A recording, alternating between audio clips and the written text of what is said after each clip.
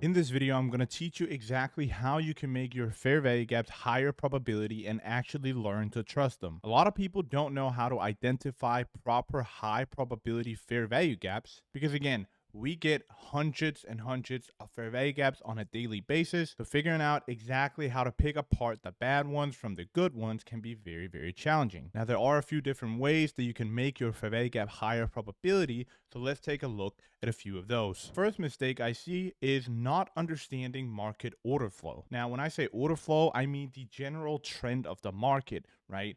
Is the market bullish or is it bearish? And one of the easiest way to figure out what direction the market prefers is to look at the last swing low or the last swing high that price swept, and then looking to see if we got any follow through to the downside or the upside after that liquidity sweep. So taking a look at this example, we have just swept this swing low here, and so far we have not really gotten any follow through. When I say follow through, I mean we are not seeing any moves with any particular volume down below the low. Again, if this is not a liquidity sweep and price wants to go lower, I would like to see displacement under this low. Now, when I'm not getting that, that means I'm not getting any follow through to the downside.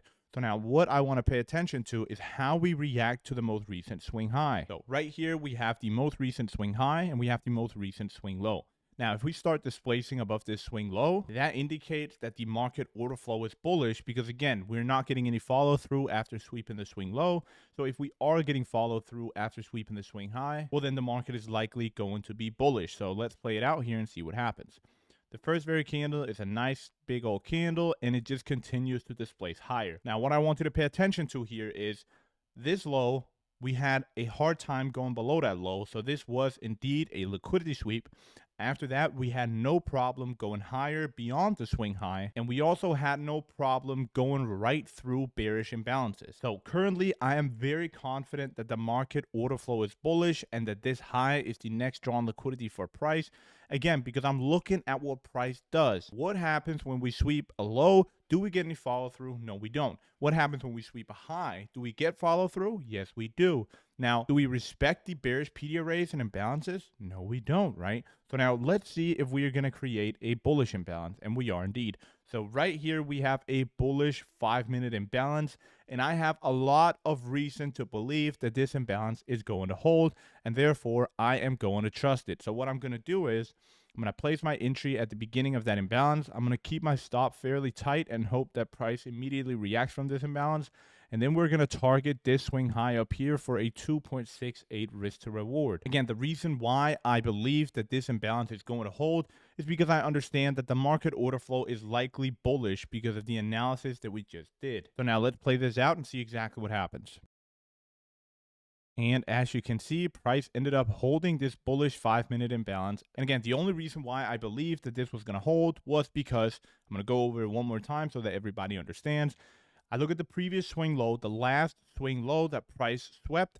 Did we get any follow through to the downside that could indicate that price is bearish or the market is bearish? No, we got no follow through after sweeping the low. We immediately started displacing higher. Now, the next thing I want to pay attention to is the most recent swing high. Do we get any follow through when we sweep that? And in this case, we got a lot of follow through. As you can see, this was the most recent swing high, and we just completely displaced above it. Now, the third thing that I want to pay attention to is how we start treating bearish PD arrays. Do we hold them? Do we respect them? The only bearish PD array that we really have here is this 5-minute imbalance. And as you can see, price had no problem displacing right through that. And that is ultimately why I believe that this bullish imbalance was going to hold, because everything told me that the market order flow was bullish. Again, if the market order flow is bullish and this is the next drawn liquidity, well, then this 5-minute imbalance is going to hold. So do you guys see how much analysis actually goes into picking out my fair value gap? I'm not just trading any old 5-minute fair value gap that appears on my chart. I do a lot of analysis to figure out where does the market want to go. If you do not know where the market wants to go, well, then you have no reason to believe that any fair value gap is going to hold. The only time I trust an imbalance is, again, if I'm very confident about the market order flow or just the general direction of the market. So here we're looking at another example right off the bat, what I notice is these equal highs that we have up here. Now, equal highs means a lot of liquidity, and a lot of liquidity means a reason for price to go higher. So again, right now I have a reason for price to go higher, but the only reason why I believe that price has the capability of going higher is because I pay attention to what happened to the last swing low that we swept. As you can see, price ended up sweeping this external range swing low right here and had absolutely zero follow through after that. And then what I pay attention to is what we do to the most recent swing high. Do we get any follow through after sweeping that? Yes, we do indeed.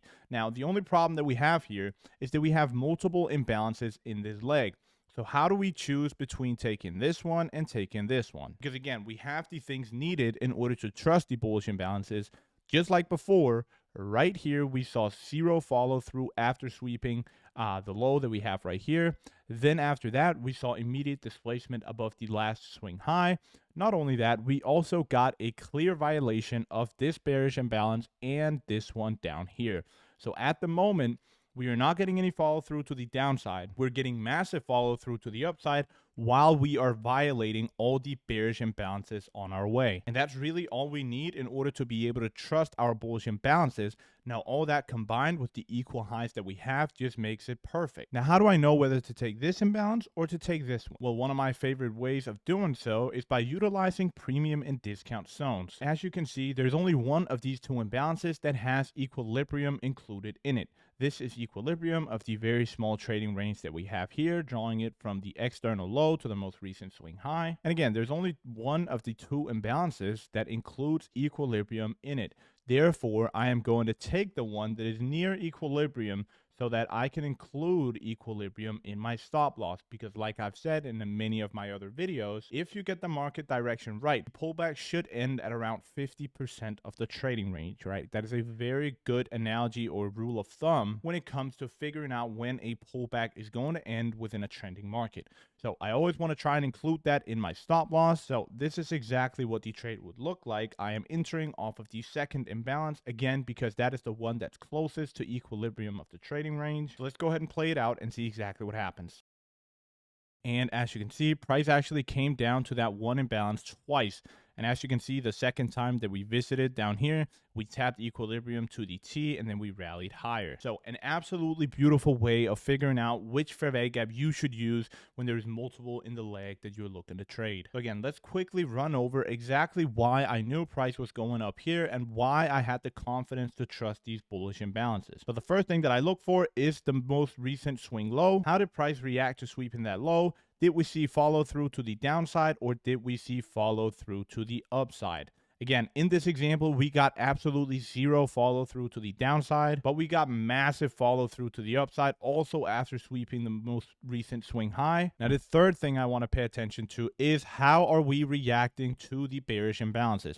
As you can see, price barely gave any reaction. It flushed right through the bearish imbalances and it did it twice. So at this point in time, price has trouble going lower below the lows, no follow through to the downside. We see a massive follow through to the upside even after sweeping the swing high. We also see a clear violation of multiple bearish PD arrays, and we have a clear target in mind for this trade and a reason for price to go higher. All of that combined gives me the confidence to be able to execute a trade like this. A lot of people simply do not put enough thought and analysis into their fair value gap. They are mostly entering off of random fair value gaps without properly understanding market sentiment. So by utilizing the tips I gave you in this video, you should start seeing a lot more success with your fair value gap. Again, a fair value gap is a very, very regular concept. As you can see, they appear all the time. We are getting hundreds and hundreds of intraday fair value gaps, and it's therefore very important that you learn how to pick and choose your fair value gaps very, very carefully. This is exactly how I do it. This is exactly how I have the confidence to execute my fair value gaps, and this is exactly how I believe you should do it. So if you are currently struggling